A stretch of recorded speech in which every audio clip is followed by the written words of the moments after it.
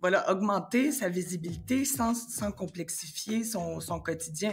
Surtout si on a de la réservation en direct, on est sur des multiplateformes, c'est qu'on peut avoir un même contenu, et même pour de la multipropriété, là, c'est qu'on peut avoir le même contenu pour toutes ces propriétés et tous ces portails. Effectivement, on va avoir une vue centralisée de toutes les réservations, donc on n'a pas à se connecter à gauche, à droite. Salut à tous et bienvenue dans ce nouvel épisode d'Esprit BNB. Esprit BNB, c'est le podcast qui va booster ta location courte durée, mais pas que. Si tu fais de l'IMO en général, tu verras qu'ici on aborde beaucoup de thèmes autour de ce sujet. Je suis Lauriane et je suis accompagnée de Maxime. Salut à tous. Et de Samy. Bonjour à tous. Aujourd'hui, on va plonger dans un sujet qui agite beaucoup la communauté, les channel managers. Est-ce vraiment indispensable d'en avoir un ? On avait déjà abordé cette question dans notre épisode 17. Mais pour ceux qui l'auraient manqué, je vous fais un petit rappel, même si je vous invite fortement à aller l'écouter. En gros, on avait conclu que si vous gérez 1 ou 2 appartements, ça peut aller sans. Quoique, le temps de synchronisation entre Airbnb et Booking peut parfois prendre entre 30 minutes et 1 heure, un laps de temps où il peut y avoir des doubles réservations. Donc pour éviter ces doubles réservations, qui sont quand même assez rares, faut l'avouer, l'idéal c'est le channel manager qui lui synchronise quasi instantanément. Voilà rapidement le premier pourquoi d'un channel manager. Mais quand on commence à avoir pas mal de biens, quand on souhaite automatiser, quand on souhaite se professionnaliser en ajoutant des options comme des serrures connectées, un outil pour le revenu management, ou alors quand on a son propre site de réservation en direct, quand on souhaite devenir coach, quand on se lance dans la conciergerie, etc., là, le channel manager devient un réel outil facilitateur dans notre quotidien. Personnellement, je n'utilise mon channel manager qu'à 30% de ses capacités, principalement pour synchroniser mes calendriers, gérer mes serrures connectées et lier tout ça avec mon site internet de réservation en direct. Samy, toi, t'en tires déjà bien plus de bénéfices, notamment avec la tarification Pricelab.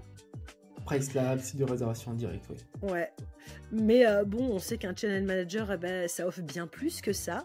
Et comme je suis un peu perdue dans toutes les options disponibles, on a décidé de faire appel pour cet épisode à l'expertise de Smobu, en français Smobu pour l'international. Surtout que Samy et moi, on utilise ce channel manager, donc c'était logique aujourd'hui de les inviter pour éclaircir ce sujet complexe.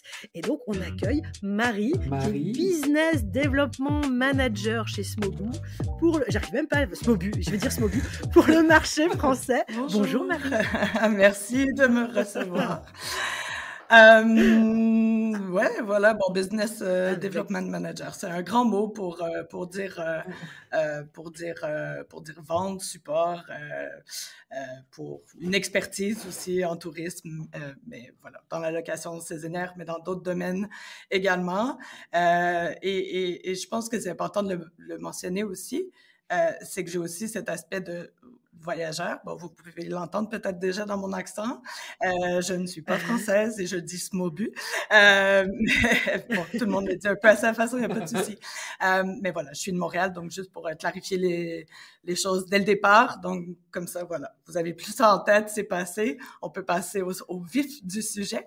Mais voilà, exactement. mais je pense que c'est aussi important d'avoir cette vision voyageur en arrière-plan. Donc, c'est ce qui me permet vraiment de mieux guider les autres. Puis après, tout le monde gère un peu différemment. Puis c'est aussi, voilà, on en parlera, on en discutera davantage, mais la force de Smobu, c'est que c'est malléable. On l'utilise un peu de la façon que nous, on veut l'utiliser. Ouais. Puis Lauriane, tu le disais, tu l'utilises pas nécessairement à pleine capacité. Mais c'est pas bien. On veut rentabiliser son investissement dans un certain sens parce que éventuellement, oui, ça coûte des sous. Ça reste un business, hein? comme en étant hôte ou conciergerie ou autre. Ouais. Moi, j'ai une première question à te poser. Du coup, allez, on y va. Vas-y, Samy, vas-y. Allez, c'est parti. Est-ce que tu peux nous expliquer en quelques phrases à quoi sert un channel manager et qu'est-ce que c'est aussi? Ouais, channel manager. Moi, je le définis un peu comme un écosystème, disons, puis Si j'ai bien compris le background ou le passé de Lauriane, hein, il y a aussi... enfin, tu connaîtras un peu de ce quoi je parle. Mais bon, donc, en quelques phrases. Donc, évidemment, la synchronisation avec les réservations, c'est ce qui va générer les communications, l'expérience invitée, puis le renouvellement de nouveaux invités. Bon, c'est ça, il y a plusieurs étapes dans le processus. Voilà, en quelques phrases, mon Dieu, c'est ça, c'est un écosystème. Oui, il y a beaucoup de choses à dire en même temps. Pardon, je vais essayer de me concentrer. Ben voilà, c'est pour ça que je dis que je suis perdue en fait, parce qu'il y a vraiment beaucoup de choses. Le channel manager, tu vois sur les réseaux sociaux, tu vois partout quand tu débutes la location courte durée, on te dit il faut un channel manager. Mais en fait, les débutants, des fois, tu sais pas pourquoi il le faut. Moi, j'ai appris il y a très peu de temps qu'en fait, pourtant ça fait un peu plus longtemps que je fais de la location courte durée, mais que le plus important déjà, c'est de pas avoir de double réservation et que ça synchronise quasiment automatiquement. Et du coup, je dis ah ouais, mais ça on nous le dit pas tout de suite, tu vois. Et en fait, ça serait déjà le premier argument hyper important.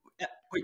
Parce que bon, Samy, toi, on l'a déjà raconté, mais t'en as fait les frais de la double synchro, c'est pour la double réservation. Channel Manager, c'est pour ça, parce qu'en fait, du coup, quand j'ai commencé, j'avais des liens ICAL qui étaient connectés entre Booking et Airbnb. Et la synchronisation s'est pas faite directement. Sur réservation, que j'avais pas fait attention en plus à cette surréservation là, et mes 2 voyageurs sont arrivés en même temps le jour J.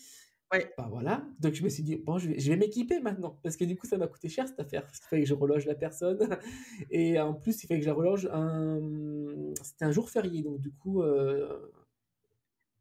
un joli surclassement, quoi. C'était un joli surclassement dans le plus bel hôtel du Futuroscope, parce que du coup, il restait plus qu'une chambre dans cet hôtel-là. On l'apprend, c'est dépend. Oui, c'est ça. C'est que les gens, il faut comprendre aussi, c'est qu'il y a des potentiels frais associés. Donc, au final, payer un channel manager pour s'éviter ces frais surprises ou ces mauvaises surprises, là, justement.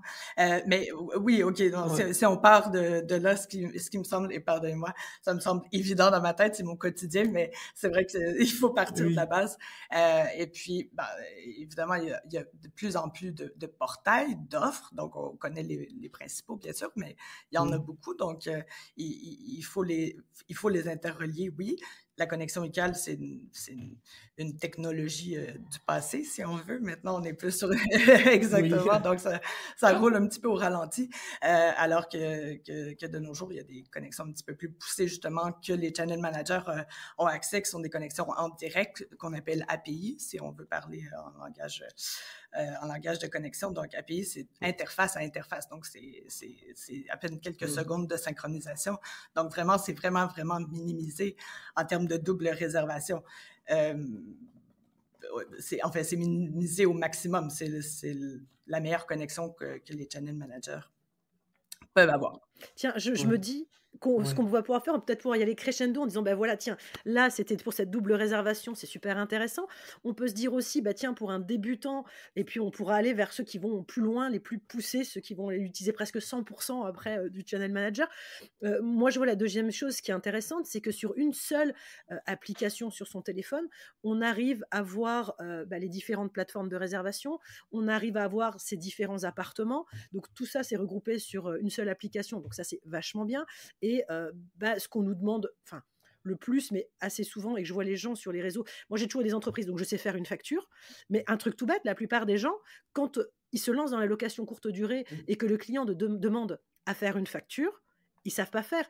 Et je les vois arriver sur les groupes Facebook et autres, mais comment je fais une facture et en fait, le channel manager, alors je sais pas s'ils sont tous comme ça, mais en tout cas, celui de chez Smovu, c'est hyper facile de générer la facture et de l'envoyer au client. Il y a 2 clics. Un clic, je génère. Sûr. Ah non, 3. Un clic, je génère. Un clic, je sélectionne. Un clic, j'envoie. Bref, c'est rapide, quoi. Oui. Déjà, on passe déjà sur la facturation, mais au-delà de ça, non, mais... Il y a des trucs plus faciles encore? Non, mais déjà, si on revient sur la synchronisation, effectivement, on va avoir une vue centralisée de toutes les réservations, donc on n'a pas à se connecter à gauche, à droite, et ce pour soi en tant qu'hôte, mais on va pouvoir aussi partager son planning avec des collaborateurs, avec des personnes de ménage, donc pour avoir... si la connexion est en temps réel, ben le planning est en temps réel également. C'est beau des messages, hein. On a peut-être cette vieille pensée parfois de dire ah ben je peux juste envoyer un petit message, oui, mais il y a tellement de mouvements dans la location courte durée. Si c'est annulé, si c'est modifié, ben il faut que le message suive derrière. Donc voilà, avoir une vue centralisée du planning pour soi, mais pour les autres. Et puis oui, bon, on va arriver à la facture qui est le moment. Ouais, je mettais ça parce que c'était facile sur la fiche, ça se voit tout de suite. Non, mais c'est vrai, c'est quelques clics, mais déjà, on a toutes les informations invitées. On peut ajouter nous-mêmes des informations, des notes à nos collaborateurs s'il y a des spécificités par rapport à telle réservation ou tel type d'invité ou peu importe. Ouais. Donc, mais c'est vrai qu'effectivement, il y a en troisième, il y a ces fameux messages automatiques qui sont très bien parce que ça permet de les centraliser aussi. Ah ça bah permet vite, Lauriane elle veut toutes dire les fonctionnalités. Parce que, attends, j'utilise 30%, donc je suis à fond sur les 30%. Les 70% restants, vous m'oubliez, hein. Va falloir gérer.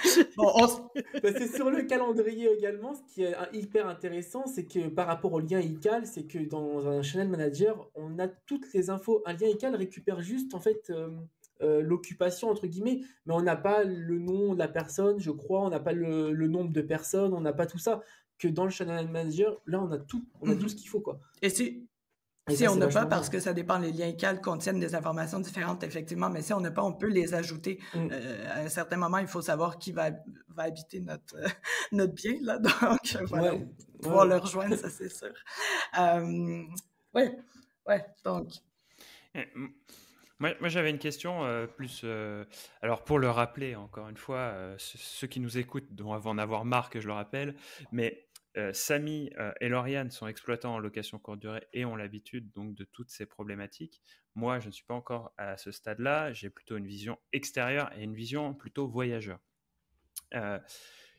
Pour quelqu'un qui débute dans la location courte durée, est-ce que le channel manager, c'est pas par rapport à tout ce que ça offre quelque chose de trop puissant? J'exagère peut-être mon propos, mais par rapport au premier besoin qui est de faire tourner sa location courte durée, qui est finalement, est-ce que juste en se mettant sur une plateforme et puis de faire tourner juste son petit appartement, est-ce que ça a un vrai plus d'avoir un channel manager? Pour moi, c'est évident parce que si on cumule toutes les tâches qu'on fait, de la synchronisation, de la messagerie, la communication avec les invités, on y reviendra parce que c'est aussi mon sujet préféré. La facturation un peu moins, mais donc toutes les autres. Mais... visiblement, Lauriane, ça oui, m'intéresse. On garde le meilleur pour la fin ou presque. Ça, c'est parce qu'on est en clôture d'exercice, je pense, comptable chez Lauriane. Et ça doit mais non, mais moi, j'ai beaucoup de pros dans un des apparts et donc j'en fais au moins 2 ou 3 par semaine des factures. C'est pour ça. Ben voilà, exactement. Ton type de clientèle, il faut connaître cette clientèle aussi, donc, ou enfin son type de voyageur. Mais non, c'est pas du tout exagéré. Au contraire, la question qu'il faut se poser, c'est pourquoi s'en passer? Pourquoi se dire, une fois que tu utilises un channel manager, tu te demandes, mais pourquoi je faisais ça à la main avant? Pourquoi je prenais le temps d'aller bloquer à gauche, à droite? Ça demande énormément de temps. Et puis c'est sujet à erreur aussi. Oui, en plus, absolument. Donc, non, c'est ça, la question, c'est vraiment pourquoi s'en passer? On parle peut-être... Des fois, on a peut-être une pensée très, très technique. Et même moi, je ne suis pas technique, mais pas du tout. Bon, je le deviens un peu avec mes collègues. Mais non, dans ma vie quotidienne, je ne suis pas technique. J'utilise très peu les réseaux sociaux ou quoi que ce soit. Là. Je vis vraiment dans le passé, dans ma tête. Mais donc, ça, c'est une parenthèse. Donc, non, c'est vraiment pourquoi s'en passer. Et le but de ce MOBU, et je pense que c'est aussi une grande force, c'est qu'on essaie de garder l'outil le plus simple possible pour rejoindre le plus d'utilisateurs possible. Donc, plutôt que d'être niché. Ouais, parce que, tu vois, on échangeait dans un épisode précédent, justement, je pourrais plus te citer quel est le nom de l'épisode, avec Yann. Je vous invite à réouvrir la bibliothèque des épisodes si ça vous intéresse. Mais en gros, qui nous indiquait, voilà, lui fonctionnait sans channel manager parce que pour lui, ça alourdissait la gestion de ses locations courte durée. Et la facture aussi. Hein. Bon, après, c'est aussi... que ça coûtait cher, en fait. Voilà. Et en fait, il ne trouvait pas son son intérêt, son ROI n'était pas suffisamment intéressant. Et petite précision, c'était son activité, je pense, à temps plein quasiment. La location courte durée, il faisait pas ça en side business à côté d'une activité principale ou d'un job. Donc du coup, il avait aussi ce temps. Moi, la question c'est plus vraiment par rapport aux personnes qui se lancent. On a aussi des profils de personnes qui nous disent moi, je me mets que sur Airbnb. Donc, en fait, finalement, un channel manager, ça m'est pas utile. Nous, on a tendance, dans le podcast, à dire une plateforme, c'est pas pertinent parce qu'on est dépendant d'un seul acteur. Il vaut mieux être présent sur plusieurs plateformes, à minima les deux principales que sont Airbnb et Booking, sachant que Booking draine une typologie de clientèle qui peut être un peu différente et qui reste un acteur de référence sur le marché. Si c'est en France, ça peut même être passé devant Airbnb sur certains aspects. Donc, il ne faut pas non plus s'en priver. Donc, nous, vraiment, ce qu'on dit, c'est qu'il faut se professionnaliser. Et c'est dans ce sens-là aussi je te pose une question un peu directe, mais nous, on est plutôt pro-outils, pro-automatisation, simplement parce qu'on est sur la professionnalisation. Et on pense que la location courte durée, si tu ne te professionnalises pas, si tu n'adoptes pas les bonnes pratiques, ça devient compliqué et finalement, à la fin, tu ne seras pas rentable. Pas en termes d'argent, mais par rapport au temps que tu y passes, en fait, tu ne seras pas rentable et au final, tu abandonneras. Je vous invite à écouter le premier épisode, Professionnaliste au Homer. Mais voilà, c'est vraiment, nous, la vision. Et aujourd'hui, la question qu'on pourrait se poser par rapport à un channel manager, moi, voilà, si je faisais de la location courte durée, je me dis, mais en fait, comment ça marche? Comment je relie mon premier appartement ou ma première maison, enfin bref, ma première location? Comment ça marche? Je n'ai jamais utilisé. Est-ce que c'est plus compliqué qu'utiliser Booking? Est-ce que c'est plus compliqué qu'utiliser Airbnb? Comment ça marche? Alors, rien n'est plus compliqué de Booking, je te le dis tout de suite. et j'ai entendu dire, et là, je compte sur toi pour nous confirmer ou infirmer ça. Si j'utilise un channel manager et que du coup je suis pas que sur Airbnb, mon annonce va être pénalisée. Voilà. Ah oui. Plein de petites questions, mais la dernière, on l'entend tellement souvent que on aime bien avoir les avis d'un peu tout le monde sur le sujet. Par rapport à être pénalisé en se connectant à un channel manager. J'ai vraiment aucune information là-dessus et ça en toute sincérité, là, c'est pas je dis pas je ne peux pas répondre à cette question parce que non, pas du tout. Au contraire, il y a des partenariats entre les channel managers, les portails et au contraire, pourquoi pénaliser quelqu'un? C'est une source de revenus pour le portail au final. Donc, sincèrement, je réponds avec naïveté là, ici, puis en n'ayant pas de réponse. Oui, ce serait se tirer une balle dans le pied que de dire si tu es présent chez mon concurrent, je vais te pénaliser et puis tu vas moins vendre chez moi alors que je gagne de l'argent quand tu vends chez moi. Voilà, ça fait pas tellement de logique. Puis voilà, au final, Moi, je pense que c'est une légende urbaine, hein, vraiment. Les gens se racontent ça et se font cette peur avec ça. Je pense que c'est pour se frayer. C'est en fait... on essaye toujours d'être rationnel dans la vie et on se dit, tiens, si je me dis que Airbnb va me pénaliser, déjà que j'ai peur de passer sur un channel manager ou que j'ai peur de passer sur une autre plateforme parce que je ne sais pas comment ça marche, parce que je ne sais pas si c'est simple ou pas, parce que, en fait, c'est une nouvelle barrière que je dois franchir dans le développement de mon activité. Et en fait, si je me dis ça, en gros, ça légitimise le fait que je ne le passe pas à l'action. Mais après, tu verras, quand tu es dans ton business, si tu loues sur Airbnb et que tu loues tout le temps et que tu remplis à 100%, tu ne poses pas la question. Mais si tu commences à voir que des fois, tu es qu'à 80, qu'à 70, qu'à 60, de toute façon, tu vas changer de plateforme pour pouvoir récupérer 30 ou 40% à côté. Et moi, je vois, j'ai toujours travaillé sur les deux plateformes et je remplis avec les deux plateformes. Et à certains endroits, mon appart à la campagne où j'ai plus de professionnels, je remplis beaucoup plus avec Booking. Mais pour la semaine, mais les week-ends, ça va être du Airbnb, les vacances, Noël, ça va être du Airbnb, et sur Strasbourg, alors là, je remplis carrément beaucoup plus avec Airbnb. Donc, non, mais ça va vraiment dépendre. Exactement,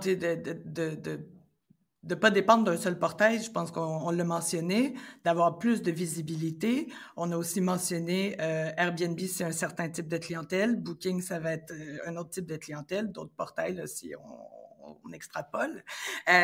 Donc, voilà, augmenter sa visibilité sans complexifier son quotidien, parce qu'au final, c'est ce que la centralisation va être dans le channel manager, dans ce MOBU. Donc, d'avoir cette vue d'ensemble, puis voilà, de donner la possibilité aux voyageurs d'être visibles au final. Et puis, les portails ont de plus en plus de filtres. Hein. Les gens savent maintenant qu'est-ce qu'ils recherchent, que ce soit du télétravail, des vacances près de la mer, de ci, de ça. Donc, il y a moyen de filtrer, puis d'être un peu mis à côté dans les recherches, mais les filtres sont pas partout sont pas les mêmes sur les portails non plus. Donc, c'est ça, de ressortir un peu dans les résultats. Donc, oui, cette méga visibilité, puis pas de dépendre d'un portail, je pense que c'est aussi important. Puis, vous le savez, créer son propre site Internet, offrir une option en direct, hein, parce qu'il y a tout type de clientèle. Il y a des gens qui ne veulent pas nécessairement passer par ces portails. Il y a des gens qui veulent plutôt encourager des petites entreprises ou des petits portails parce que c'est local, parce que ci, parce que ça. Donc, voilà, il y en a pour tous les goûts. Samy et Maxime, leur boulot, c'est de créer des sites Internet, justement. Ouais, Ils ont une nous, entreprise on crée des sites c'est leur Internet taf. avec Smoby, ouais. Et effectivement, là, ils viennent de m'en créer un, là, qui sont en train de me relier avec Smobu.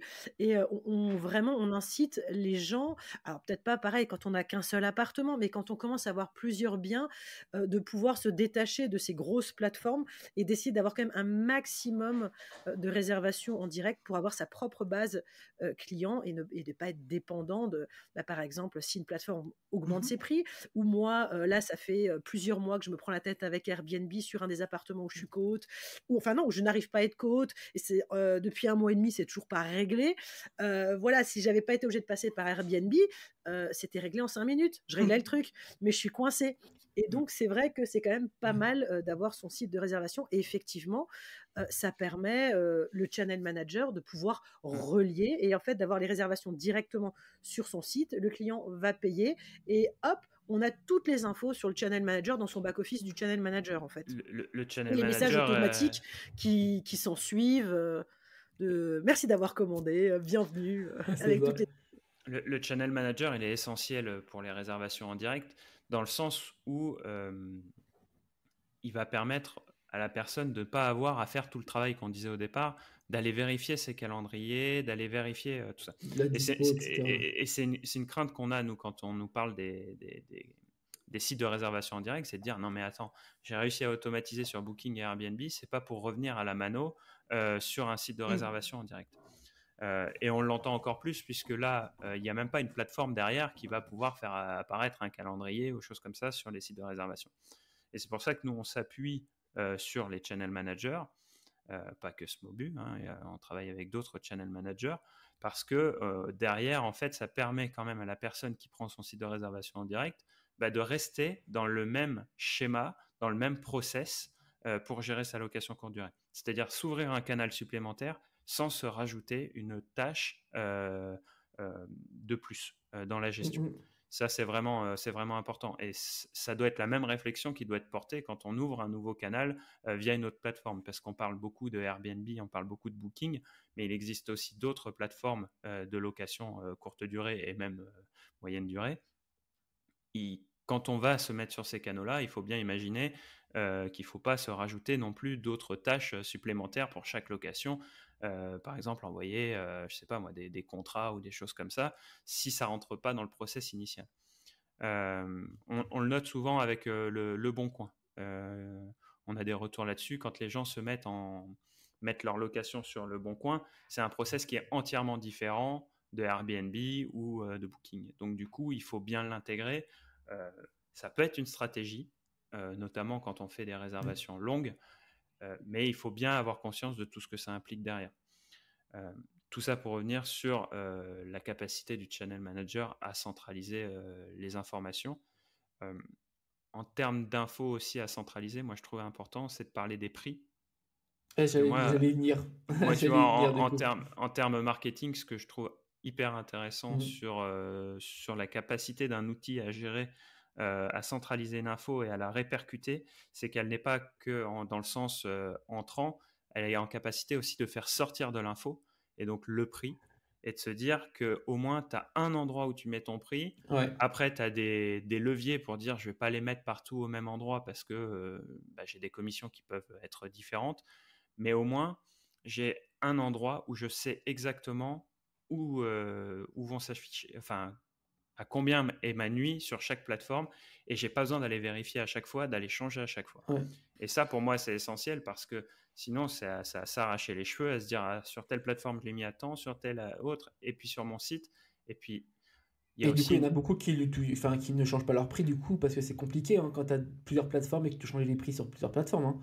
Voilà. Et d'où l'avantage de Channel. On parle de revenu management, on parle de se dire on adapte ses prix. Si tu dois adapter tes prix dans le temps et sur différentes plateformes, en fait, tu te retrouves dans une matrice incompréhensible, et je pense que tu peux très très vite te perdre. Et c'est hyper important d'avoir un endroit où tu peux tout piloter simplement. Et puis te mettre pouvoir piloter aussi dans le temps. Par rapport à ça, chez Smobu, c'est faisable. Par contre, alors moi j'ai une question, parce que ça c'est encore une des choses où j'ai rempli à la main et tout ça sur Smobu, les petites cases avec mon prix et les différentes commissions qui sont prises par les plateformes et mes quelques options.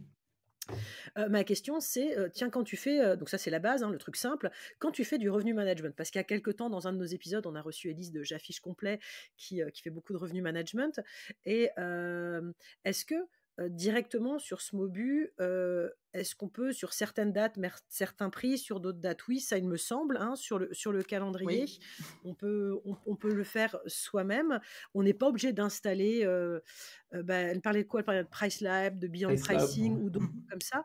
Finalement, si on ne sait pas faire de revenu management, je sais que vous les proposez, parce que si je me souviens bien, tout en bas, chez Smobu, il y a un truc qui s'appelle Paramètres, et là-dedans, il y a plein d'infos et plein d'applis supplémentaires qu'on peut rajouter, si c'est bien ça. Donc, je sais que vous en avez plusieurs sur du revenu management. Donc, ça, on peut se faire aider si on n'y connaît rien en revenu management.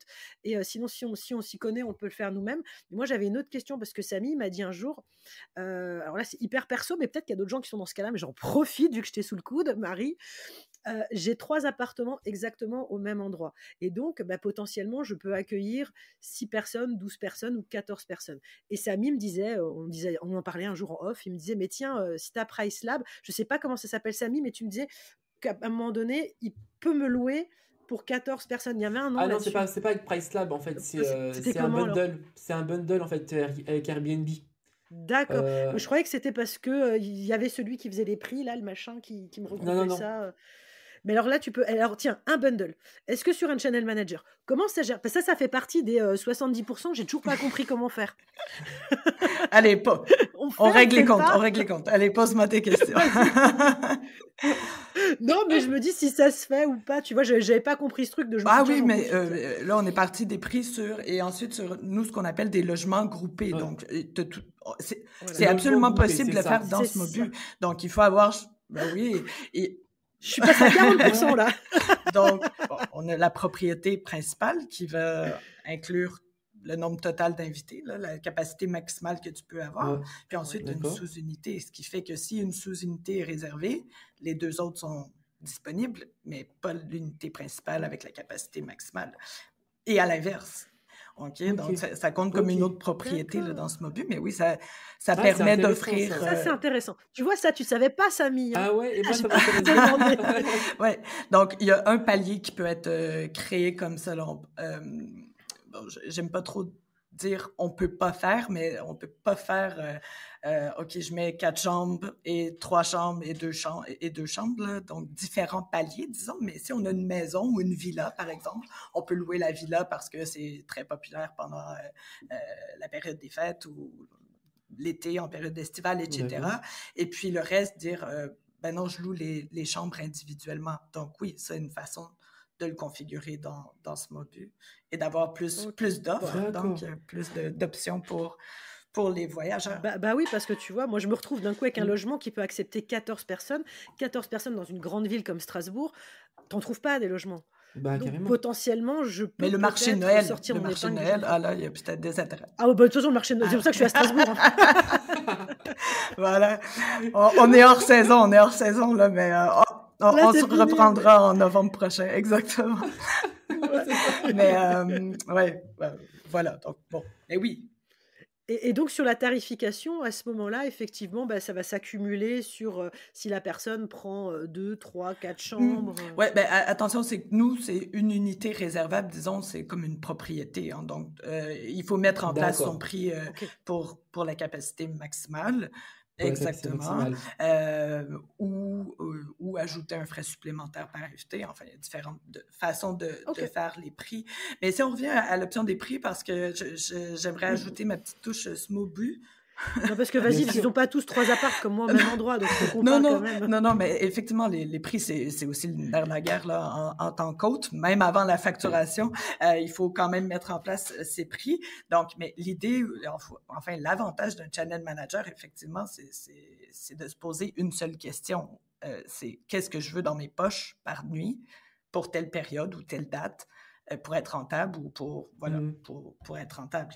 Et ensuite, le système fait le calcul automatiquement. Donc oui, on peut définir un pourcentage d'augmentation par portail, généralement qui va représenter la commission des portails, mais le champ chez Smobu, c'est libre parce que la commission Airbnb primeur, elle n'est pas la même dans tous les pays.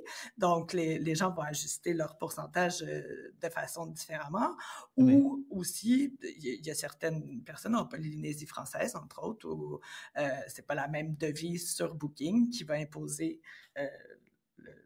le franc, j'oublie le nom, là, juste pour faire par exprès, mais qui va imposer telle devise, alors que sur Airbnb, ça peut être en euros. Donc, le fait de pouvoir ajuster les pourcentages peut venir aussi faire l'ajustement des interdevises, tout dépendamment de ce qui est proposé par les D'accord. portails. Voilà. Donc, juste à garder en tête. Mais l'idée, voilà, le prix de base dans Smobu, c'est ce qu'on veut dans ses poches quand quelqu'un passe en direct. Hein, il n'y a pas d'intermédiaire, donc ça va être le prix. Puis ensuite, le prix va être plus élevé possiblement sur les portails. C'est normal, les portails prennent leur commission. Et ultimement, ben, c'est le voyageur qui décide de payer plus cher sur tel ou tel portail pour ne pas en nommer, là, mais c'est le voyageur qui choisit ou réserver aussi. Au final, il faut garder ça en tête. Puis il faut garder en tant qu'hôte, ben, moi, c'est mon revenu. Et puis oui, on peut venir ajuster manuellement des dates par-ci, par-là, parce qu'il y a un événement qui s'est improvisé ou, je ne sais pas, il y a la location courte durée, ça fait partie aussi de l'actualité. Il y a des grands événements qui sont prévus bien des années à l'avance pour ne pas dire juillet 2024, mais il y a des événements aussi. Voilà, il y a des événements qui sont ponctuels ou qu'il y a quelque chose qui arrive dans une ville ou quoi que ce soit, ben voilà, ça peut inciter la location ou le tourisme d'une certaine façon aussi. Donc, voilà. C'était ma touche Smobu. Non, mais c'est clair que. Et ouais, la tarification, bah, pour ma part, en fait, ça a bien changé. Enfin, ça m'a vraiment bien aidé à accroître mon chiffre d'affaires, du coup, hein, parce que du coup, sans ça, moi, j'avais des prix qui étaient identiques au tout début, hein, des prix Bah, comme on identiques tout fait le tout, quand temps. tu mets un prix, tu laisses toute l'année le même. Voilà, c'est ça. Et quand j'ai fluctué mes prix avec du coup Smobu et après j'ai intégré Pricelab à Smobu, ah bah là, ça rien à voir, quoi. Rien à voir. J'ai monté de 30-40% facilement mon chiffre d'affaires. C'est de fou. Ouais, voilà, Donc, c'est une autre possibilité. Donc, on peut être en contrôle de ses propres prix ou faire appel à justement des gestionnaires dynamiques de prix ou de la tarification intelligente. Donc, on parlait d'intégration dans Smobu. On en a, je pense, plus d'une 50aine, dont 4 en termes de tarification dynamique. Pourquoi on en a plusieurs? Ben, il y a des gens qui préfèrent un que l'autre. Il y a des marchés un petit peu plus axés sur telle ou telle possibilité de connexion dans Smobu. Voilà, après, c'est super pratique. C'est vrai que c'est vrai qu'il y a un avantage, un bénéfice. Après, il faut aussi se demander, on est où, hein? Si on est la seule villa dans le bled, puis qu'on affiche complet, est-ce qu'une tarification dynamique, ça vaut le coup? Ben, peut-être pas, mais si on est sur des grandes villes ou des endroits de villégiature ou de ski ou autres avec des saisonnalités plutôt fortes, c'est vrai que c'est un avantage qui peut être complémentaire. Ouais, non, mais Non, mais la tarification est très importante. Autre chose, du coup, je passe à un autre point. Voilà, j'essaye de voir un peu tous les points qu'on a. C'est la communication voyageur avec le channel manager. Et ça, pareil, un channel est vraiment très intéressant pour ça. Et surtout ce Smobu, parce qu'en fait, ce qu'on me dit très souvent, c'est que mon guide d'accueil fait avec Smobu est très, très, très, très bien. Parce qu'en fait, on peut intégrer des maps, Google Maps dynamiques, on peut écrire du texte, on peut mettre des photos, et en fait, on peut le changer au fur et à mesure. Et ce qui est bien, c'est que ça envoie un code en plus, enfin, c'est un lien personnalisé par voyageur qui se fait automatiquement avec le nom du voyageur, sa date de réservation, enfin, sa date d'arrivée. Et on peut même dire, ben, ce jour-là, en fait, il va recevoir le mail, bien sûr, avec le guide, mais il n'aura accès qu'à cette partie-là, cette partie-là, cette partie-là. À la fin du séjour, il pourra même noter. Enfin, moi, j'aime beaucoup ce guide voyageur.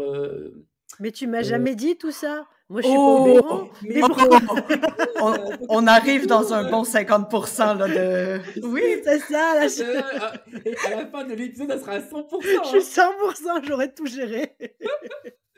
Et puis voilà, ça c'est vachement bien. Et puis après aussi, on peut bien sûr automatiser sa communication, Airbnb, Booking, et avoir des messages en fait qui sont unifiés. Et ça, je trouve ça vachement bien aussi. Donc voilà, est-ce que tu peux nous en dire un peu plus sur tout ça? Oui, absolument. Ma portion préférée, donc favorite, ça va partir dans tous les sens. Là. Non, mais effectivement, on est un autre, mais il faut se demander c'est quoi ma personnalité en tant qu'hôte. Donc, il y a plusieurs façons de faire des messages. Il y a différents déclencheurs. Bon, évidemment, la confirmation de réservation, ça va de soi. Là, il n'y a pas trop de questions. Mais il y a différents déclencheurs. X jours avant une arrivée, le jour après l'arrivée pour voir si tout va bien, le jour du départ, des rappels, etc. Donc, vous mettez vraiment en place comment vous voulez communiquer avec vos invités. Et l'autre avantage avec Smobu, surtout si on a de la réservation en direct, on est sur des multiplateformes, c'est qu'on peut avoir un même contenu, et même pour de la multipropriété, là, c'est qu'on peut avoir le même contenu pour toutes ces propriétés et tous ces portails, parce qu'on utilise des balises ou des mots dynamiques. Merci, des tags. Oui, voilà, il y a plusieurs appellations. Donc, et les balises vont reprendre automatiquement le nom de la propriété qui a été réservée, les dates de voyage, le nom de l'invité, quoi d'autre. En fait, les messages peuvent rester très, très génériques et effectivement de les diriger vers le guide voyageur qui est un lien URL cliquable, donc c'est accessible par tout le monde. Et l'avantage du guide voyageur, c'est là où on peut effectivement définir des périodes d'affichage. Donc, je donne un exemple très banal, le code Wi-Fi. On ne veut pas nécessairement le donner avant l'arrivée, ça ne fait aucun sens. Enfin, c'est une information visuellement inutile pour un voyageur. Il sera utile pendant le séjour. Donc, on peut définir ces périodes d'affichage. Donc, ça, c'est la première des choses. La deuxième des choses, c'est que le guide voyageur peut être envoyé... Bon, si on prend Airbnb, je sais qu'il y a un guide voyageur qui est inclus. Il y a d'autres solutions aussi en ligne là, qui proposent des guides voyageurs, mais le fait d'utiliser celui dans Smobu, c'est que vous pouvez l'envoyer à tous vos invités qui passent par Airbnb en direct à Booking. Donc, c'est vraiment uniformisé, c'est votre signature, disons. Et les grands portails, de plus en plus, vont pour des raisons de sécurité, là, on peut le comprendre, mais bannir les liens, interdire des photos dans la messagerie de portail. Donc, l'avantage de Smobu, c'est que dans le guide voyageur, vous pouvez inclure effectivement photos, vidéos, la carte Google Maps que vous pouvez activer. Il y a des fonctionnalités qui sont prédéfinies, du contenu personnalisé, que ce soit les attractions à proximité. Enfin, c'est infini. C'est vous qui déterminez le contenu que vous voulez partager et vous pouvez, en complément avec le site Internet ou avec le moteur de réservation, qui est aussi dans notre outil, vous pouvez définir des upsells. Et ça, je l'ai découvert hier. Oh là là! Ouais, parce que, ben oui, en fait, c'est que j'ai mis en ligne un nouvel appartement hier, en fait. J'ai mis en ligne un nouvel appartement hier et je savais pas qu'il y avait cette option. Cette option est apparue quand? Au tout début ou pas? Moi, ça fait 3 ans que je suis sur Smobu. Ouais, ah ouais. Et c'était là avant moi. 3 ans que... Bah ouais, mais moi, c'est un appartement, je l'avais pas mis en ligne depuis, peut-être 2 OK. ans. Et là, comme j'ai refait un guide d'accueil vraiment différent par rapport aux autres, et ben j'ai vu cette option. Et je me suis dit, c'est vachement bien, en fait. On peut mettre en place des upsells directement dans Smobu. Donc, Absolument, par appartement ouais. avec des modes de calcul différents, que ce soit par nuit, par réservation. Donc, et encore là, ce sont des champs libres dans ce Mobus. Donc, c'est pas on impose la bouteille de vin ou le départ tardif. Hein, les classiques, vous pouvez être très, très créatif si vous êtes en montagne, mais pourquoi pas la location de ski à côté. Donc voilà, ça peut être activé et Moi, j'ai juste une question, ces upsells, il faut passer par Alors, une Yann, là, la vie plateforme qui se met... upsell, alors là... Mais parce qu'on a fait un épisode upsell, c'est pour ça, il y a oui. quelque temps. Et on avait reçu Cozy Up à la fois, là, d'ailleurs, et que j'utilise pour l'instant. Et pour le coup, les upsells dans Smobus, ça se passe comment? Pour le coup, c'est vous qui les gérez ou c'est par rapport de nouveau à une application externe qu'on rajoute dans Smobu, comme vous pouvez avoir pour le pricing ou d'autres choses? Est-ce qu'on parle en termes de Je sais paiement pas si... ou de... Ouais, OK. paiement et tout ça, Ben, voilà, oui. en fait, donc, il y a différents modes de paiement qu'on peut activer dans ce Mobu qui sont avec des intégrations externes. Oui. Voilà, OK, Donc, ouais. ça peut être aussi par virement bancaire, hein, si on veut, ou paiement à l'arrivée, si quelqu'un aurait un terminal, par exemple, plutôt en mode hôtellerie, ou on active Stripe, qui est une plateforme de paiement, Stripe ou Strip, Ouais. une plateforme de paiement en ligne sécurisée. Donc, les gens vont pouvoir payer en ligne. Quand quelqu'un réserve un upsell, vous êtes notifié, vous recevez une alerte que cette réservation a pris tel forfait. Et donc, c'est l'avantage parce que, bon, si on prend une réservation Airbnb, c'est un séjour. Bon, il y a des expériences Airbnb, mais qui ne sont pas nécessairement combinées à la réservation du séjour. Donc, on peut proposer ces upsells à tous ces invités au final. Il faut juste les inciter à cliquer sur le guide voyageur, donc laisser ces messages génériques, puis mettre des incitatifs. Ou si quelqu'un aurait peut-être des indications d'entrée un petit peu plus précises. La clé n'est pas toujours en dessous du tapis là, de nos jours. Des fois, c'est caché à gauche, à droite. Donc, voilà. Non, mais dans le guide voyageur, on peut venir définir ce genre de trucs sous photo. Ouais. Et chez upsell. Smobu, vous avez Alors, Yann, des vidéos qui expliquent ça, par exemple, cette chose-là. Est-ce qu'il y a une vidéo quelque part sur un YouTube Smobu ou je ne sais pas qui expliquerait comment faire? Ça fait longtemps que j'ai pas regardé mes propres vidéos. En fait, c'est pas moi qui les fais, c'est mon collègue Nicolas qui les a faites dans le temps. Mais je dirais oui. Je dirais oui. Et ça me fera plaisir de vous l'envoyer ensuite. Avec plaisir. Vous aider.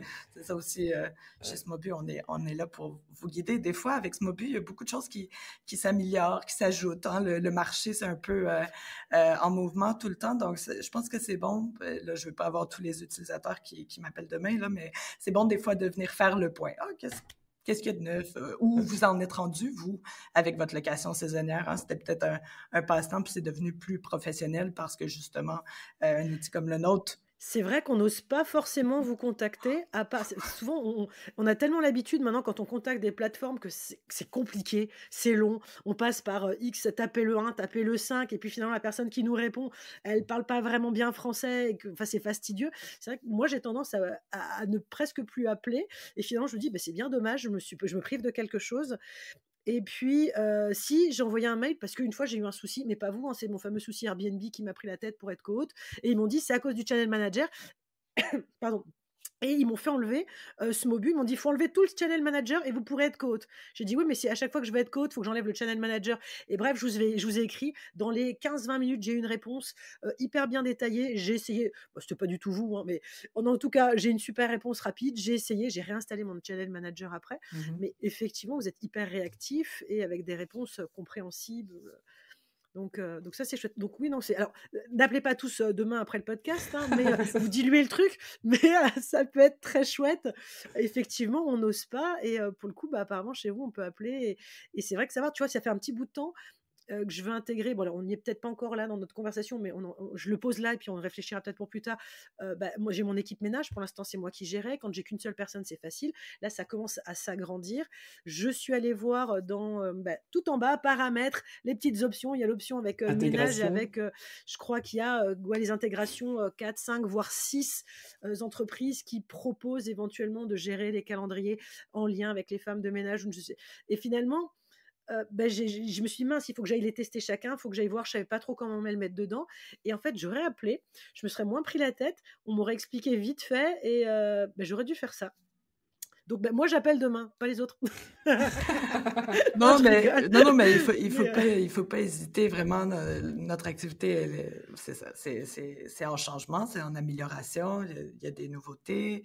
On peut pas informer tout le monde tous en même temps. Donc, il y a énormément de ressources, même sur notre site, si vous n'êtes pas encore sur un channel manager, mais que peut-être que ça pique votre curiosité. Sur notre site, smobu.com, il y a énormément de ressources, des guides pour propriétaires. Vous n'êtes pas obligé d'être utilisateur Smobu. Il y a énormément de contenu en ligne aussi qui vous disent « Ah, OK, tendance du marché, c'est ci, c'est ça. » Donc, voilà, des blogs, tout ça. On essaie de mettre le plus de matériel possible pour vous.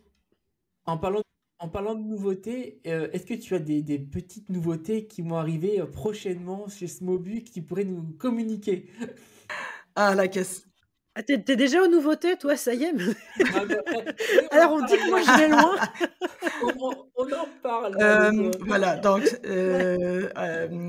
la question à 1 000 $. Smobu, c'est en constante amélioration. Ce sera ma réponse. On s'adapte et on s'adapte aussi selon nos utilisateurs. Donc, même si des fois, vous ne le voyez pas encore dans intégration et partenariat, mais que vous avez une solution que vous avez peut-être explorée en ligne, ça pourrait m'intéresser ou être complémentaire à ce que j'utilise avec Smobu, envoyez-nous le commentaire. Plus vous êtes nombreux à nous le demander, plus il y a de chances que l'outil, enfin, on développe l'outil pour vous, c'est pour les autres, au final. Tiens, ça je l'avais fait chez vous, j'avais envoyé pour Cozy Up, j'avais demandé si vous l'aviez, si vous alliez l'intégrer, on m'avait dit pas encore, mais parce que c'est vrai qu'on avait reçu Cozy Up et pour le coup j'avais envie de tester et j'étais partie là-dessus plutôt que de tester quelque chose qui existait chez vous, vu que je les avais sous le coude, forcément c'était plus facile quand on les a sous le coude d'y aller, mais effectivement j'avais une réponse en disant non, c'est pas là, mais on prend en note et très certainement, en réunion, à un moment donné, ça a dû parler en disant... Exactement. Non, voilà. Bon, après, c'est une histoire de priorité, là. On ne peut pas tout prioriser. Il y a tellement des applis. En plus, il y a tellement d'applis maintenant qui viennent sur le marché. Et ce que je disais, c'est même nous, des fois, on est perdus. Et c'est pour ça, tu vois, je reviens sur cette histoire de livret qui est sur Smobu. Je ne l'ai pas vu. Alors ça, c'est un conseil que je vous donne. Quand vous prenez un channel manager ou une appli, quand vous vous abonnez à quelque part, restez bien concentrés là-dessus et essayez d'en tirer le maximum. Ce que j'ai pas fait, j'ai tendance, moi, à me faire happer à tout ce qui est à gauche, à droite. En plus, depuis qu'on a le podcast, c'est encore pire parce qu'il y a plein de choses qui m'intéressent pour pouvoir les tester et en parler. Et il faut vraiment des fois rester plus focus, parce que je serais restée plus focus, ce fameux petit livret d'accueil numérique, je l'aurais eu. J'aurais vu que je pouvais mettre dedans mes upsells et au lieu de me perdre ailleurs sur d'autres choses. Donc, voilà, ça revient. Déjà qu'on dépense de l'argent sur un outil, qu'on reste focus. Exactement, c'est ça, c'est de tirer le plein potentiel. Puis ça revient un peu à ce que je disais au départ. Smobu, c'est un écosystème, donc on devrait être au centre de votre gestion. Voilà, que ce soit une nouvelle fonctionnalité par une intégration ou par un développement interne ou parce que, voilà, c'est la nouvelle tendance du marché. Je ne sais pas, moi, les gens, si on revient sur la pandémie, le télétravail, là, tout le monde, si on n'a pas Wi-Fi dans notre location, voilà, on est un peu en 2020, même 2018, pardon, mais... peu importe. Donc, voilà, de s'ajuster avec ce qui est en demande et tout, on essaie de le faire, puis on essaie, voilà, de vous le proposer, puis de vous aider à évoluer dans la location courte durée. Moi, j'avais une question par rapport au channel manager, mais plus en général, pas forcément plus spécifiquement Smobu. Par rapport à ce qu'il existe sur le marché, il y en a plusieurs, des channel managers. Qu'est-ce qui différencie aujourd'hui Smobu des autres, en fait? Qu'est-ce qui va faire que c'est il y a un truc en plus ou c'est quoi qui vous différencie? Ben, je pense qu'on vient tout juste d'en parler. Je pense qu'on est vraiment à l'écoute de ce qui nous est demandé. Bien sûr, on a une expérience aussi. Là, on existe depuis 2014, donc on n'est pas nouveau sur le marché. On a pris notre place, disons. Je pense que ça, c'est assez clair. Mais et malgré tout, malgré cette évolution, cette croissance et tout, je pense qu'on est encore très, très... Et je pense que ça va le rester aussi. On est accessible. On est là pour vous supporter. Je pense qu'on a un support très, très réactif, une bonne organisation. Et c'est ça le but. C'est ça notre mandat. Et d'un autre côté... je pense que c'est un outil qui vous permet d'être autonome aussi. On ne vous impose rien. On ne vous dit pas, vous utilisez notre channel, vous devez vous connecter à tel portail ou telle intégration. On vous offre un éventail de possibilités et vous gérez de la façon que vous voulez votre location saisonnière. Vous adaptez vos messages selon ce que vous... Il y a des modèles de messages, oui, si vous voulez vous en inspirer, mais l'outil est ouvert et reste accessible à un grand nombre de personnes. Donc, je pense que c'est la force. Et on a une super équipe aussi. Il faut pas l'oublier. Donc, on est aussi passionnés en arrière-plan. On n'est pas tous comme vous sur le podcast, là, on n'est pas tous des autres. Mais justement, puis on est une équipe internationale. Donc, on a des connaissances du tourisme international aussi qui, avez-vous pensé à ça? Parce que c'est vrai, des fois, on a peut-être notre niche. OK, en France, ça fonctionne comme ça. En Allemagne, ça fonctionne comme ça. Mais non, ailleurs dans le monde, ça peut fonctionner d'une autre façon. Ça pourrait être une avenue à explorer. Donc, voilà. Ouais. OK. Bon, en tant qu'utilisateur aussi, je pourrais rajouter que Asmobus, c'est la simplicité. C'est très simple à utiliser. Enfin, alors moi, je confirme, parce que comme je suis hyper nulle, c'est pour ça que j'ai pris Smobu à la base. Ça me paraissait facile. C'est facile, il n'y a pas de fioritures, on s'y perd pas, quoi. Voilà. Et comme tu l'as dit, c'est accessible. C'est vraiment accessible. Ouais. En tant que voilà. Et il n'y a pas de bug. Parce qu'en fait, pour rien vous plus de bug, moi non plus. Comment ça se fait? Pourquoi on n'a pas de bug? Pourquoi les autres ils en font et pas vous?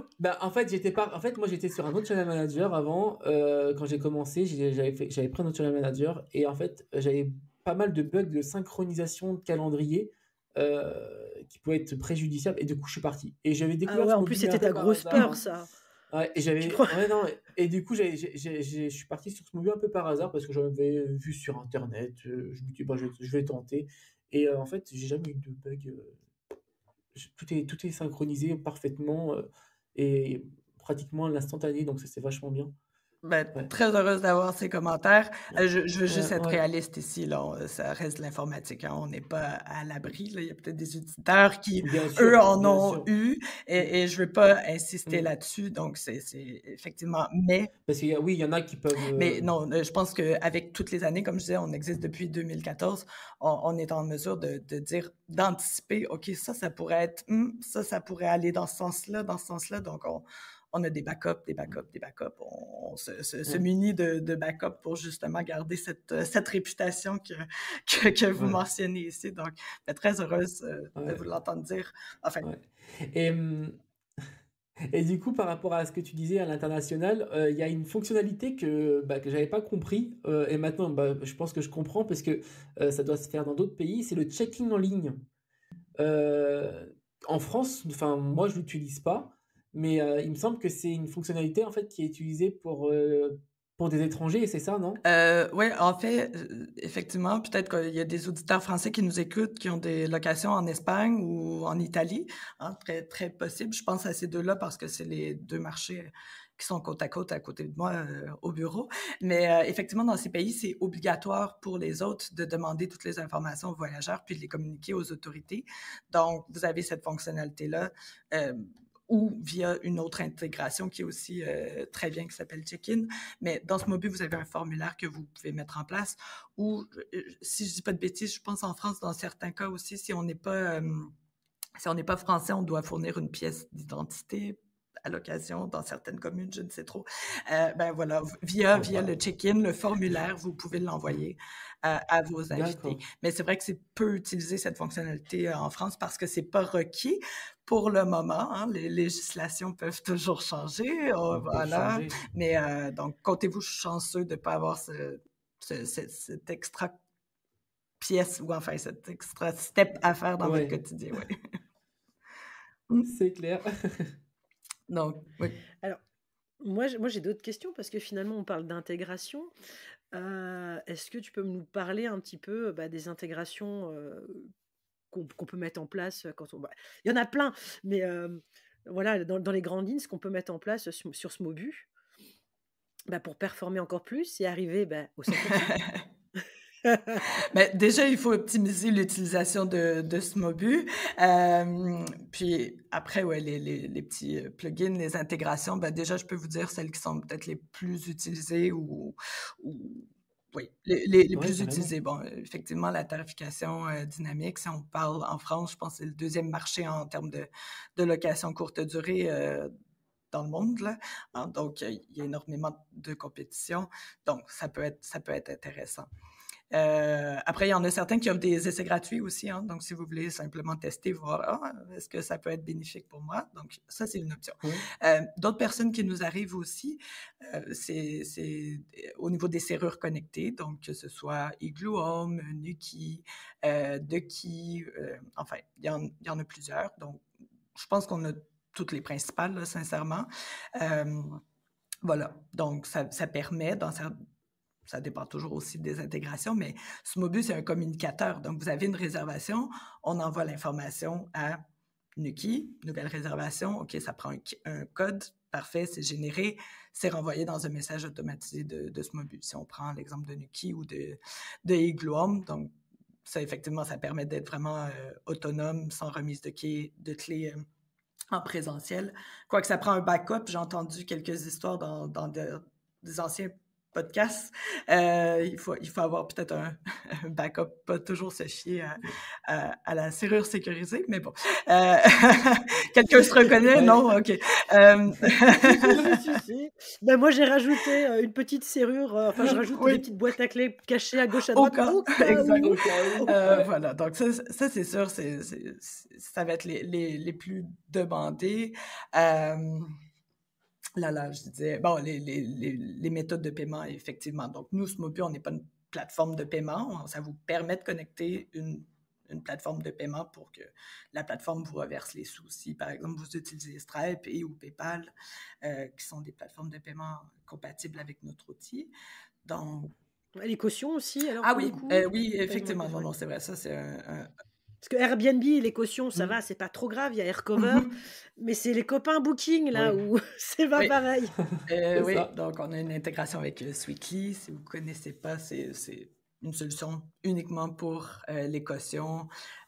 Voilà, donc ça peut être intégré. Il y a une autre solution qui est, dans ce cas-ci, canadienne, mais qui peut fonctionner à l'international, qui s'appelle Charge Automation. Dans le cas de...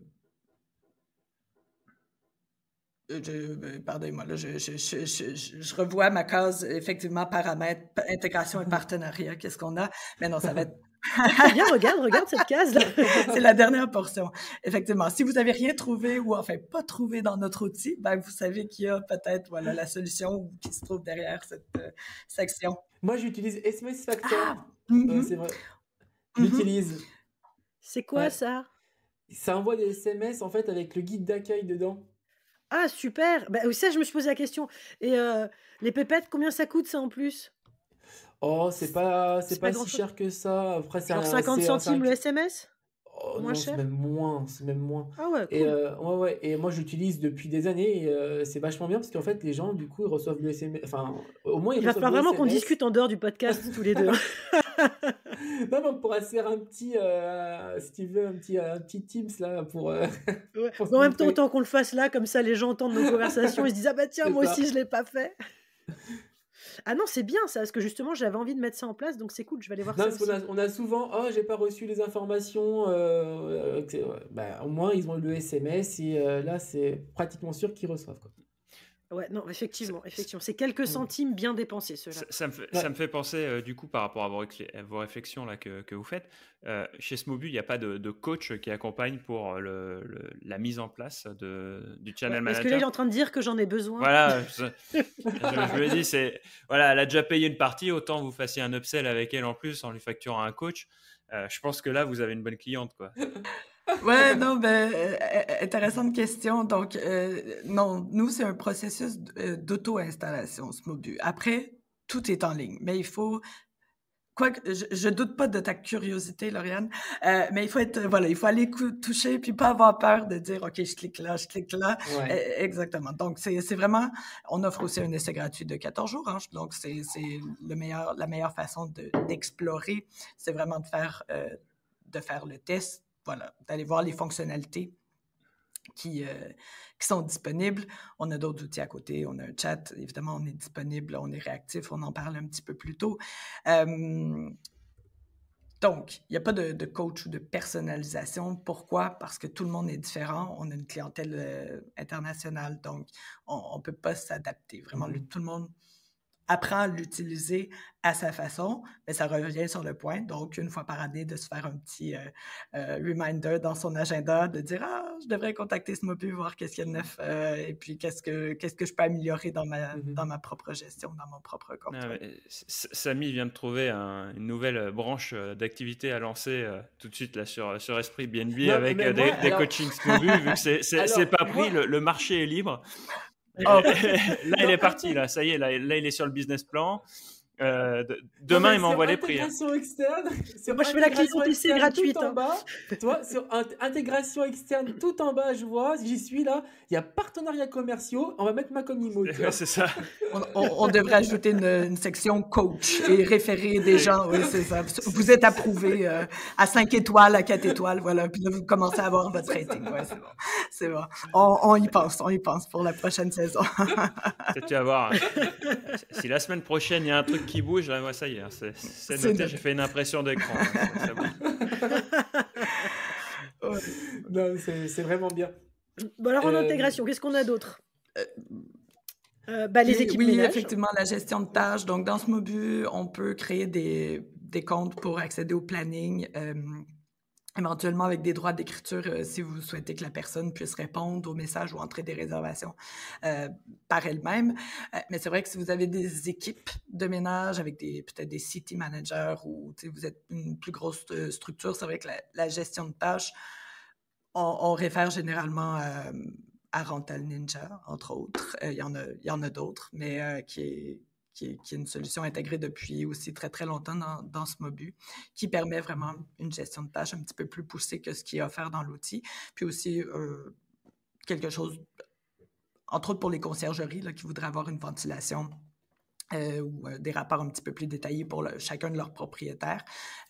Donc, c'est complémentaire à Smobu. Donc, effectivement, la gestion ménage, ça peut être intéressant. Oui, c'est vrai, on n'a pas parlé des conciergeries, mais nous, on a beaucoup de conciergeries qui nous écoutent, pas que juste des gens, des propriétaires qui ont quelques locations courte durée.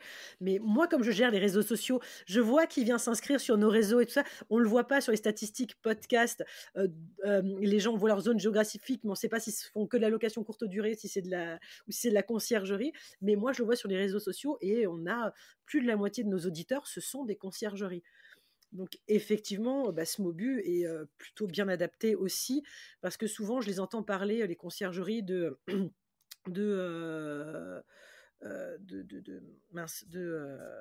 y a la problématique de la gestion des réservations pour les conciergeries, et notamment lorsqu'elles veulent prendre les réservations en direct. Nous, on a toujours cette question qui est assez... c'est une zone grise. Où nous, on préfère rester loin du cadre parce qu'on ne sait pas où il s'arrête. Mais la législation en France fait qu'une conciergerie ne peut pas promouvoir, elle ne peut pas encaisser l'argent pour le compte des propriétaires. Donc du coup, est-ce que... Si elle n'a pas de carte G. Voilà, si elle n'a pas, parce que c'est une profession réglementée, sans aller trop loin, mais qui normalement nécessite une carte spécifique, une carte G, qui est pour les agents immobiliers, pour faire de la gestion immobilière. Et donc, dans ce cadre, la question, c'est est-ce que Smobu permet d'intégrer différents comptes, notamment Stripe, pour pouvoir que chaque propriété, chaque logement ait son propre compte bancaire pour pas que la conciergerie ait à encaisser pour elle-même et puisse utiliser le channel manager et notamment le moteur de réservation à travers un site de réservation en direct sans déroger à la règle, c'est-à-dire encaisser directement pour le compte de ses propriétaires. Ça, c'est possible via l'intégration de Charge Automation, et c'est pour ça qu'on a intégré Charge Automation également, qui est une plateforme de paiement international qui permet, entre autres, là, d'automatiser des paiements, puis oui, d'attribuer des propriétés sur tel compte bancaire. Donc, c'est la solution en complément à Smobu qui va être disponible pour les conciergeries. En termes de compte Stripe et ou PayPal dans Smobu, non, on peut en connecter un seul. Donc, c'est vrai qu'effectivement, dans le cas de figure de sans carte G pour certaines conciergeries, ça va être l'option Charge Automation. Par défaut, mais c'est possible. Donc, il y a cette option-là. Vous le faites, il faut qu'on vous appelle pour savoir ce qui se passe. Quand même. Exact. On parle avec des centaines de personnes, donc on apprend aussi de vous, des autres qui nous contactent. Ah, moi, je fonctionne comme ça, moi, je fonctionne comme ça, moi, je suis dans telle région, tel truc. Donc, voilà. Et donc, Charge Automation, c'est un bon exemple d'intégration parce que c'était effectivement très, très demandé de la part des conciergeries avec qui on travaille. Donc, bon, à l'interne, c'était peut-être, on ne développe pas des solutions de paiement Smobu, mais on a pu trouver un partenaire à intégrer qui le fait. Qui le fait, exact. Ouais. Ok, top. C'est bien, ça je ne connaissais pas et du coup, nous, on pourra du coup le présenter à nos clients. Oui. Puis parce qu'ils bossent beaucoup avec les conciergeries aussi, avec l'entreprise Macomimo. Et c'est vrai que des fois, et puis moi, je vois sur les groupes de conciergerie, c'est une question qui ressort régulièrement. Et pour le coup, là, oui, parce que c'est une problématique pour les exploitants de location en courte durée de prendre en direct pour s'ouvrir un nouveau canal. Mais on a un effet d'échelle qui est tellement important quand on a une conciergerie que quand on se dit, tiens, si je peux économiser 5% de commission sur un volume de 100 logements, c'est énorme. Donc, il y a une recherche de moyens aujourd'hui de la part des conciergeries de pouvoir prendre des réservations en direct de manière totalement encadrée et légale. Pas de faire du bricolage comme on peut malheureusement le constater sur le marché. Il y a besoin aujourd'hui de d'avoir quelque chose de carré qui soit dans le respect des règles francophones, j'allais dire françaises, pardon.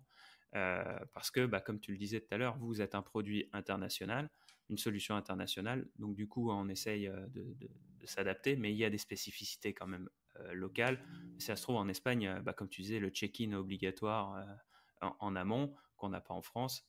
Chacun a sa petite spécificité. Si ça se trouve, en France, on aura bientôt une petite spécificité qui sera intégrée chez vous, quoi. Ça sera très rigolo. Ok, on va peut-être passer à la dernière question avant de conclure. Et puis, ça fait déjà plus d'une heure. Est-ce que quelqu'un a une dernière question? Sinon, moi, je continue sur les intégrations. Moi, j'adore elles me font kiffer ces intégrations, savoir tout ce qui est possible, tu vois. Ou Samy, tu as quelque chose de plus spécifique? Moi, j'ai posé toutes mes questions. Non, du coup, moi, non, c'est... Alors, qu'est-ce qu'on a besoin de savoir de plus? Peut-être à moi de poser des questions parce que en fait c'est ça, il faut aussi se poser la question, en fait, qu'est-ce que j'ai besoin? Est-ce que c'est vraiment utile d'avoir ça ou tel parce que ça existe sur le marché, parce qu'il y a énormément de trucs sur le marché, on soyons honnêtes, mais la question à se poser, c'est qu'est-ce que j'ai besoin au quotidien, qu'est-ce que je fais à répétition, qu'est-ce qui est personnel de ménage, on revient sur le pré-podcast, là, mais voilà, donc de se poser les questions, qu'est-ce qui vraiment au quotidien vous... Mais c'est vrai qu'hors personnel de ménage, on arrive quasiment tout à automatiser une fois qu'on a le channel manager. Donc effectivement, moi je vais plus trop mettre le nez dedans parce que comme j'ai automatisé, comme tout fonctionne bien, voilà, les messages arrivent, les résas elles sont validées. Ah si, j'ai une question. Je la mets dans ma tête. On parle d'automatisation, etc. Et avec l'arrivée de l'intelligence artificielle, est-ce que Smobu, du coup, va intégrer une partie intelligence artificielle ou pas par rapport... On entend aussi souvent parler dans les groupes, location courte durée. Ah, j'aimerais bien que mes commentaires clients soient répondus automatiquement par l'intelligence artificielle. Bon, je suis pas forcément d'accord avec tout ça, mais pourquoi pas, quoi. Donc, est-ce qu'il y a une partie qui va être intégrée comme ça ou pas? C'est sûr que c'est dans l'air du temps, c'est la tendance, on en parle partout, donc oui, on peut pas l'ignorer. Sincèrement, c'est la réponse que je peux donner. Je suis pas de l'équipe technique, donc je pourrais pas dire sous quelle forme ou qu'est-ce qui serait possible. Ou après, il y a toutes ces questions de confidentialité, RGPD, etc. Donc, il y a plusieurs questions à se poser en arrière-plan en tant qu'entreprise. Là. Mais effectivement, je pense que c'est quelque chose qui va être difficile à ignorer. Ça, c'est sûr. Mais si on revient sur les messages, donc oui, il y a cette automatisation. Des gens peuvent penser aussi sur, parfois, ça fait un peu robotique. Hein, bon. Oui, c'est vrai. De temps en temps, ça arrive, mais très ouais, rarement. C'est un des freins qu'on entend nous aussi, c'est je prends pas de channel manager parce que je veux pas déshumaniser mon activité. Effectivement, puis c'est un point que j'ai pas souligné quand on parlait de mon point préféré qui était les communications, le guide voyageur, mais c'est que ça enlève rien utiliser un channel manager. Vous avez cette possibilité-là. Vous avez aussi la possibilité de se dire, moi, je me prépare des messages que j'envoie manuellement quand c'est demandé. Je sais pas, moi, l'été, la question qui revient le plus souvent, est-ce que j'ai un transat? Est-ce que j'ai un transat? Est-ce que j'ai un transat, par exemple? Ce qui est en hiver, jamais demandé, mais je l'ai préparé, mon message, puis quelqu'un va me le demander, c'est sûr, entre juin et septembre. Donc, je l'envoie manuellement. Mais je l'ai déjà préparé, mais j'ai anticipé, voilà, ce besoin spécifique à la saison, par exemple, ou quelqu'un qui a besoin effectivement je sais pas, l'IBB ou autre. Donc, il y a une personne... Et les messages que vous planifiez ou que vous mettez en place de façon automatique, vous pouvez aussi toujours les modifier par réservation. Donc, vous pouvez dire, moi, j'avais prévu ce message-là à envoyer demain, mais l'invité m'a devancé un jour avant, donc je lui enverrai pas demain, comme prévu, je l'envoie maintenant, puis c'est oublié. Donc, il y a quand même toujours cet aspect de personne. Et donc, pour le coup, on va quand même faire sa manipulation... Juste avant, on lui envoie le message et pour le coup, par contre, oui, ça c'est une question que j'ai parce que ça m'est déjà arrivé justement de devoir répondre et en me disant mince, j'ai répondu, j'ai mon message, le client arrive, il me pose 2-3 questions quand il arrive dans l'appart et moi j'ai mon message à 21h qui dit j'espère que vous êtes bien arrivé, mais j'ai déjà répondu 1 heure avant, je sais qu'il est bien arrivé et souvent je me dis mince, il faut que j'aille et je ne l'ai pas fait, j'avoue, mauvais élève. Et je me disais, j'avais cette peur en me disant, mais en fait, il faut que je l'enlève à chaque fois complètement. Donc, il n'est plus en automatique et je reviens le mettre en automatique après. Donc, non, il y a un truc plus facile à faire que ça, quoi. OK, il faut que j'aille creuser. Dans le détail de la réservation, pour ceux qui connaissent ce module, dans le détail, il y a l'historique. Je connais, mais je suis mauvaise élève. Sous l'historique. Oui, bon élève, moi, je suis la mauvaise. J'y vais, moi, du coup. Donc, détail de réservation. Je vais avoir une longue conversation avec toi demain ou un email récapitulatif. Qu'est-ce qu'on fait avec les ça va pas du tout, ça va pas du tout. Non, mais c'est bien parce qu'on sait qu'on a plein d'auditeurs qui sont des mauvais élèves aussi. Donc, tout le monde apprend. Je la joue un peu plus. C'est ça. Dans le détail de la réservation, dans message planifié, j'avais pas vu cette option-là. Et on peut supprimer, du coup, le message planifié. Bon, les mauvais élèves, vous allez en story sur Instagram, je vous ai fait une copie d'écran et vous allez voir comment on fait. Non, mais en plus, c'est super simple, tout c'est expliqué, enfin, c'est marqué, en plus un message planifié, tac, tac. C'est juste que, j'ai pas fait attention. Et je savais pas, en fait. Toi non plus, tu vois. Non, mais je savais pas que l'option était possible, en fait. Je savais pas que l'option était possible, mais alors qu'elle est possible. Moi, je voudrais juste revenir sur un point sur l'automatisation et la déshumanisation. Juste partager un point de vue. La déshumanisation, c'est pas l'automatisation qui va faire. C'est-à-dire que l'automatisation va permettre de s'assurer que les messages essentiels soient passés. Mais par contre, ça reste à charge de l'hôte d'humaniser ses échanges avec son voyageur. Si vous communiquez jamais avec lui et que vous basez que sur les messages automatiques, bah oui, c'est déshumanisé. Là, vous parliez de l'IA pour répondre aux avis voyageurs. Bon, bah bientôt,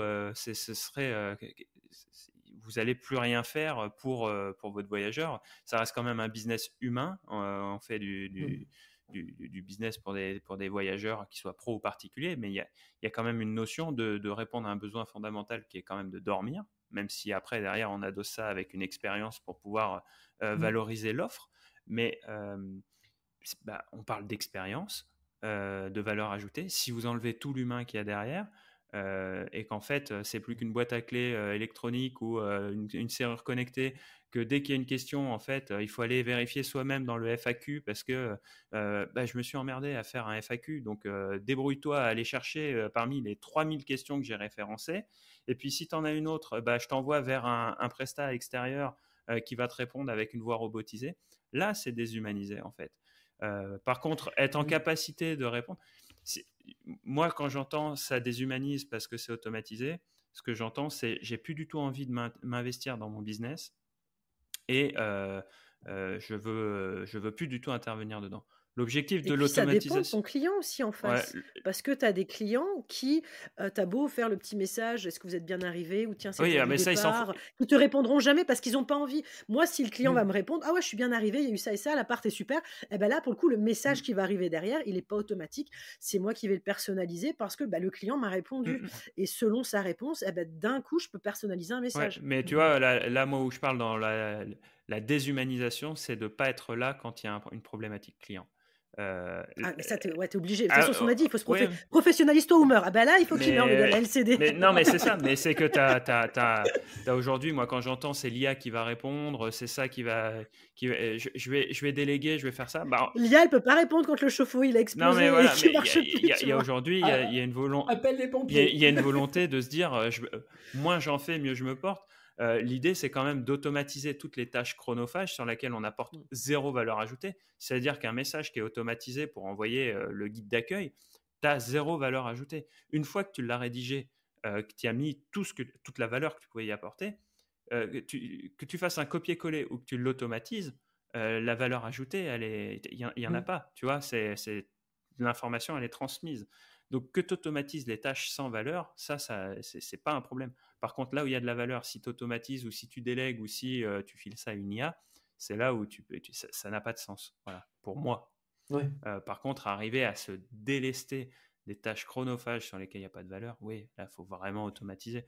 La gestion des prix, si tu n'as pas de valeur, à le faire tous les jours, à aller checker tous les jours ce qui se passe, il y a des moyens d'automatiser. Donc... pour faire un truc sur l'automatisation. Voilà. Ça marche. Bon, là, on commence à bien avancer dans ce podcast. Est-ce qu'on a autre chose à dire encore ? Je crois qu'on a... Est-ce que Marie, tu as des choses à nous dire encore ? Moi, non, je pense qu'on a fait un bon tour en tant oui, en tant que channel manager, mais de façon générale, de Smobu, en tant que vous, hôte qui utilisez Smobu en tant que... Voilà, je pense qu'effectivement, on a pu couvrir vraiment différents angles et puis... voilà, pourquoi s'en passer, ça reste ma question, en fait. Qu'est-ce qui nous bloque? Si vous avez encore des doutes après le podcast, contactez-nous, ça nous fera plaisir de vous rassurer. Super, tu vois, ça me fait ma conclusion. On essaiera de vous mettre un petit lien avec un petit bon de réduction si Smobu veut bien, hein, d'accord? Alors, attends, j'y arrive, mon ami, j'y arrive. Bon, écoute, on arrive à la fin de cet épisode. S'il faut retenir une chose, c'est ce que Marie vient de dire juste avant moi. S'il faut retenir une deuxième chose, c'est qu'on a dit tellement de choses. Réécoutez cet épisode. En tout cas, moi, je vais le réécouter, me prendre des notes parce que j'ai appris plein de choses. Merci à toi, Marie, d'avoir été avec nous pour Smobu aujourd'hui. On vous met toutes les infos sur Smobu sous cet épisode. Sur la page Instagram d'Esprit BNB aussi. En plus, on a un super bon plan si vous souhaitez prendre Smobu. Tout ça, c'est noté là en dessous comme channel manager et comme a dit Marie, vous pouvez tester pendant quoi? C'est 14 jours, c'est ça? Oui, j'ai des micros. Voilà. Effectivement, 14 jours d'essai gratuit, donc ça laisse vraiment le temps de mettre en place la plupart des paramètres puis de voir en temps réel à quoi ça peut ressembler. Exactement. Nous, on se retrouve mardi prochain pour un nouvel épisode. Merci à vous de nous avoir écoutés. Pour ne rien louper, abonnez-vous. Pour nous soutenir, il suffit de liker, d'enregistrer, de partager, de commenter un maximum. À très bientôt. C'était Lauriane accompagnée de Maxime, Samy et de notre invitée Marie pour Esprit BNB. Bye bye. Bye bye. Salut. Ciao.